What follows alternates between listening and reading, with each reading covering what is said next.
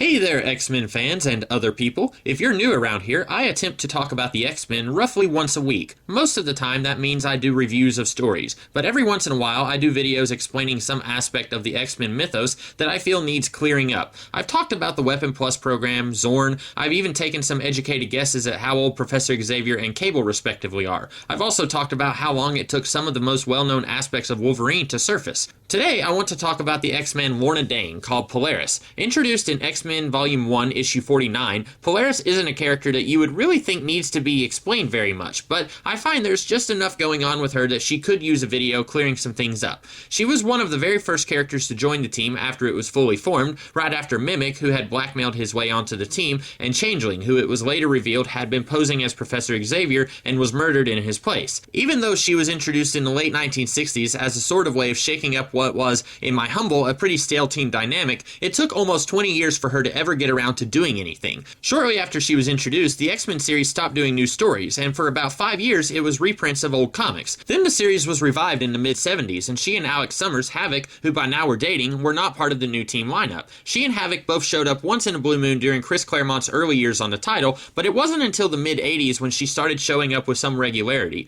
Around the time of the Mutant Massacre, the Marauder Malice had possessed Polaris, and not too much later, she found out that she was stuck in Polaris's body. Malice was eventually separated from Polaris's body in the Savage Land, where an evil priestess named Zoladane attempted to use Polaris's magnetic powers in an attempt to control the Savage Land. This was also when the X-Men as a team had been scattered, with most of their friends and former teammates believing that they were dead, and it took a couple of years for them to reform. By the time the X-Men had reformed, Polaris and Havoc were now part of X-Factor, a government team of mutants put together to replace the now defunct Freedom Force. From this point forward, she was pretty much constantly in the limelight, staying in X-Factor throughout the 1990s, even when the series changed from a more or less comedic series with some dramatic elements to being a much darker series with members like Mystique and Sabretooth in the lineup. In the late 1990s, she was in Genosha to keep an eye on Magneto, who had recently been given the entire island to rule. Then Genosha was destroyed, and toward the end of Grant Morrison's run on New X-Men, we find out she survived its destruction, but her mind was in pretty bad shape. Throughout Chuck Austin's run on Uncanny X-Men and Peter Milligan's run on X-Men, she is portrayed variously as being a psychopath who is a danger to others and will kill to be back with her former lover Havoc, to being mentally unstable but more of a danger to herself than others. Adding to her mental instability, House of M came along, where over 90% of the mutant population lost their powers, including Polaris. She was kidnapped by Apocalypse and was somehow convinced to become his Horseman Pestilence, where special technology granted her powers very similar to her magnetic powers she lost after House of M. After Apocalypse was defeated, Polaris soon ended up on a team that went into outer space, and she was one of a few who was stuck in space for several years. She and her teammates were finally rescued, and she and Havoc went on to join a new iteration of X-Factor. That X-Factor team went through a team shakeup, and she stayed on as sort of the leader, and that more or less brings us up to the present day. For over 40 years of history, that's not too confusing, is it? No, I guess not, but there's a few items that need clearing up that I haven't even mentioned yet. One, her parentage. Specifically, is Magneto really her dad or what? This has felt like a weird 40-year game of ping pong pretty much since she was introduced. She shows up and we're told that she got her magnetic powers from her father, Magneto, and he was somehow involved in the death of her adopted parents. Then Iceman goes and gets her for real, not at all faked birth certificate, which says no, Magneto is not her father. We're also told that Magneto was a robot, and so anything he says was probably suspect anyway.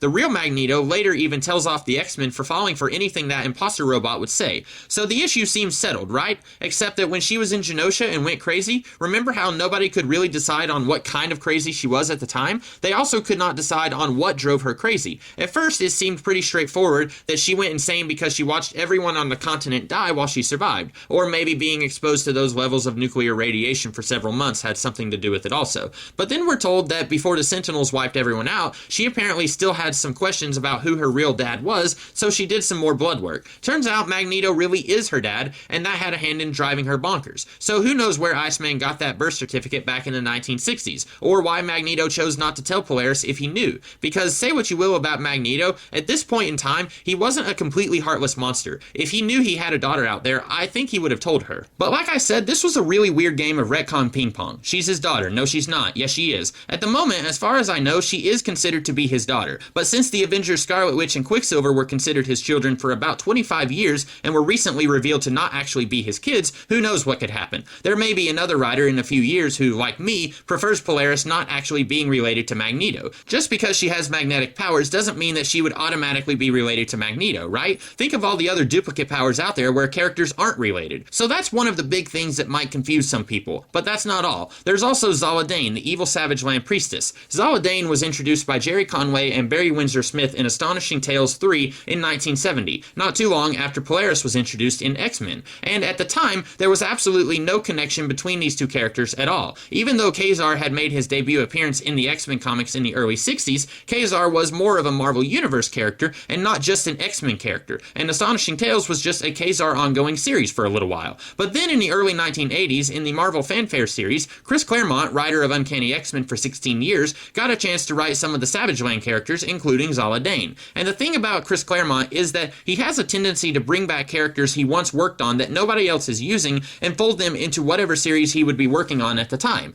Sabretooth, Deathbird, Rogue, Mystique, they were all originally villains from series like Iron Fist, Miss Marvel, or The Avengers. And it was only because, I can only assume, Claremont was hurting for ideas on X-Men that he brought them into the X-Men, and now people consider them primarily X-Men characters. Well, same is true for Zala Dane. Originally a Ka-Zar villain in a non-X-Men related title, he brought her over in the mid-80s just a couple of years after his brief run on Marvel Fanfare, and revealed that, what, Zala Dane is Polaris' sister? About like the Magneto father thing, this was really just hinted at but never explored enough that anyone could consider this confirmed. It certainly is a coincidence that Zala Dane has a similar name to Polaris, aka Lorna Dane. But if they are sisters, how did Zala get to the Savage Land while Polaris stayed in relative safety in America? Sure, she could have a similar origin to Ka-Zar, who basically just had Tarzan's origin. Son of an English nobleman, accidentally gets lost in the jungles of Antarctica, just go with it, as an infant, and grows up to become a jungle superhero. And in the 1960s, it was revealed that Ka-Zar had a long-lost brother who was a supervillain, so it wouldn't be completely out there for something similar to have happened with Polaris and Zala. And long-lost siblings is a trope of soap operas, which is basically what the X-Men is. But it should be reiterated that Zala Dane was trying to use Polaris for her abilities so she could take complete control of the Savage Land. She probably would have said anything to manipulate Polaris so it would be easier to use her later. And if Polaris really is Magneto's daughter, which, much as I don't like it, it seems right now she is his daughter, then where does Zala fit in? She doesn't seem to be Polaris' twin, since nobody ever remarks that they look similar, and Magneto seemingly had an affair with Mrs. Dane, which resulted in Polaris being born. I guess it's possible that this affair happened over the course of years, and he is Zala's father also, but then, where was she when Polaris' parents died in the plane crash? While nothing really confirms this, since Zala has stayed dead since Magneto of all people killed her in the early 90s, I think it's pretty safe to say that she was just messing with everyone, and that she isn't really Polaris' sister at all. She might be a cousin, who knows, but she's definitely not a sister. So that's about it for Polaris. Mostly a non-character for the first 15 years of her existence, then a pawn for baddies for the next 5-ish years, then eventually her very own character, psychotic tendencies and all. Who knows what the next 40 years will hold for Polaris? Probably, nay, almost certainly, some retcons about her family. In any case, hope this video was able to clear some things up for you guys. If you like this vid, be sure to like, share, comment, and subscribe. If you did like this one, tell me some other aspects of the X-Men that you would like for me to discuss in the future. I make no promises, but it won't hurt to ask. In the meantime, next week I'll be back to doing X-Men reviews, and I do other videos throughout the week, so be sure to check those out as well. In the meantime, have a great rest of the day.